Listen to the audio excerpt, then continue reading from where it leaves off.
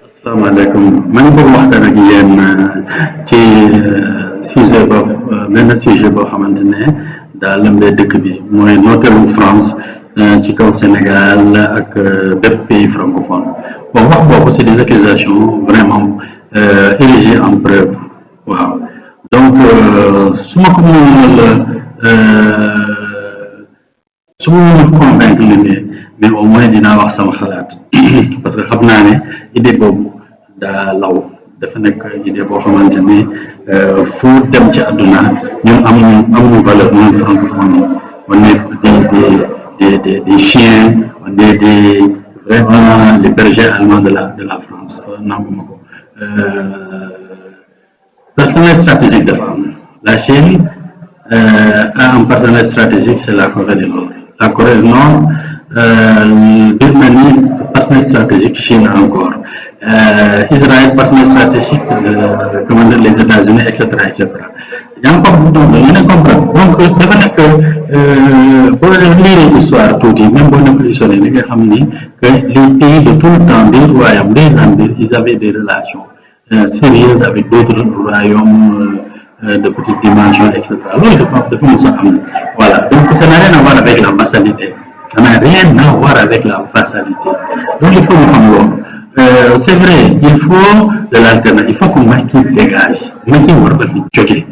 Voilà. Maintenant, si on veut gâcher, comment dire, un partenariat stratégique avec l'Occident, bon, tamit baaxul. Voilà. Maintenant, ñi wax loolu seen wax moom lañ gën a déglu parce que suñu population dafa nekk ci difficulté yu rëy yu difficulté yu tar donc ku leen nee ni que yéen lu ngeen mel nii diw moo tax mais dañ koy bañ ñun nekkul ay noonu Sénégal te man façon bu wax bi may def nii boo ko defee rek dañ lay boole ci ay noonu Sénégal wala yow ngaaka nga wala xamalu xew waaw mais nag il faut que nga accepter yu mel noonu tamit pour wax sa dëgg parce que boo ko wax accepté wul dañuy jaar sa kaw vraiment yóbbu la ci ay aventure boo xamante ne loolu baaxul ci sa réew baaxul ci seeni doom baaxul ci les générations futures à venir te Sénégal tous les éléments sont là le Sénégal n'a pas gaspillé yàqul ay doom doomam yi dañu am éducation bu baax donc bu ñu yàlla musalee ay guerre civile ay comment dirais-je la destruction je crois que à partir de 2024 mën nañu am un nouveau départ 2024 bu ñu yàlla jàppale Macky dem bu ñu yàlla jàppale Macky dem parce que Macky dafa war a dem Macky nee na emploi état du ko créé privé moo koy créé te depuis 1980 ba léegi privé dafa télé moo créé emploi loolu xam nañu donc il faut que l'État revienne pour repenser l'entreprise, repenser l'économie, ce que j'appelle la nouvelle économie, la nouvelle entreprise, revoir revoir la mission de l'État. Donc il faut que centralité ñu càmbaraat ko voilà pour une nouvelle élan loolu nag kooku mën na yàlla baal kooku si Yewwi la bokk parce que boo seetee depuis 2000 ba léegi libéraux ñoo nekk au pouvoir Macky Sall lu mu mbële libéraux la bon le PIB est plombé ñu dama fen temps socialiste mu ngeen ma baal def naa benn vidéo ci loolu analyse du PIB Sénégal Côte d'Ivoire Sénégal Ghana analyse du PIB mais boo seetee Côte d'Ivoire moo rawoon à la fois le Ghana et le Sénégal dañu dem bi guerre civile éclaté en Côte d'Ivoire foofu la Ghana rawee à la fois la Côte d'Ivoire et le Sénégal donc guerre civile Sénégal en 2000 guerre civile en Côte d'Ivoire alternance au Sénégal donc l'alternance du point de vue du PIB a échoué voilà de 2000 à 2024 donc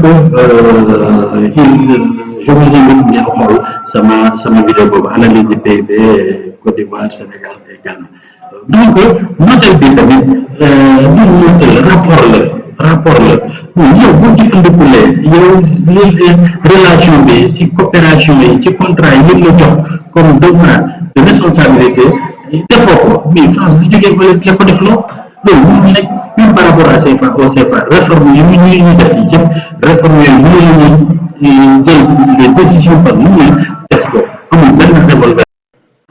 ce qui concerne le fameux CFA, les anti-CFA respectent gazouillent toujours la parité fixe, voilà, il faut une marge de fluctuation. Ok, sur le principe. Sur le principe, c'est bon. Mais il faut quand même contextualiser. À l'heure actuelle, nous n'avons pas d'industrie. Ce que nous exportons, c'est presque rien, c'est de la matière première. Mais revenons par exemple par rapport aux revenus secondaires, qui sont des sommes importantes par rapport au Sénégal. Bon, le Sénégal, l'immigré chaque année, c'est vers les 1000 milliards, sinon plus. Si vous réévaluez le CFA aujourd'hui, par exemple, et que vous mettez un euro est égal à 300 francs CFA.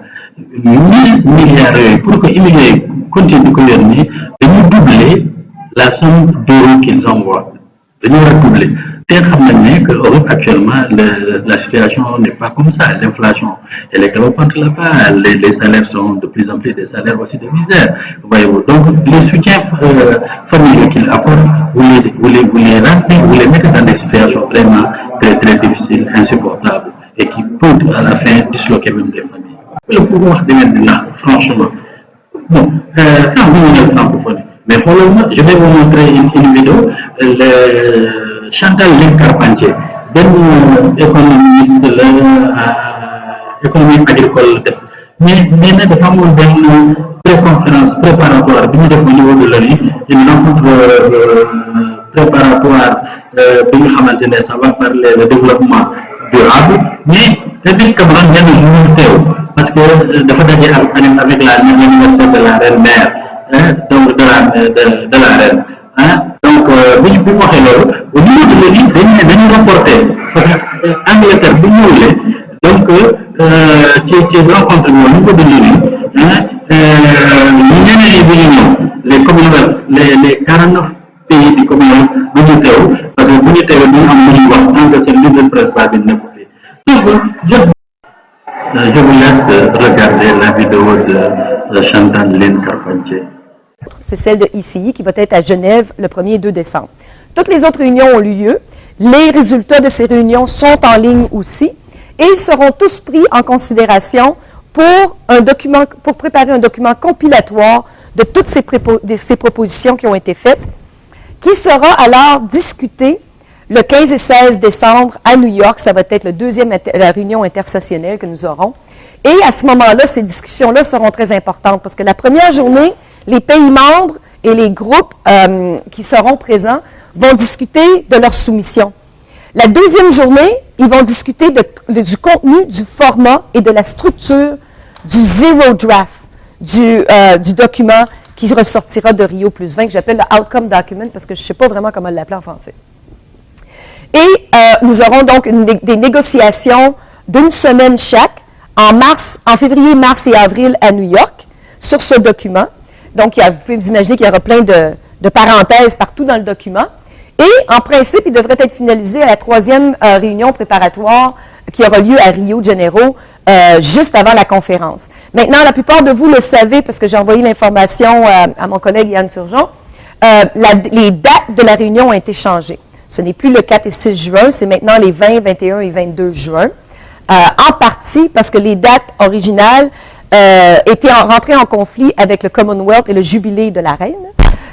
Et donc, David Cameron avait déjà dit qu'il ne viendrait pas. Et sans David Cameron et les 49 pays du Commonwealth, ça devient un non-sommet.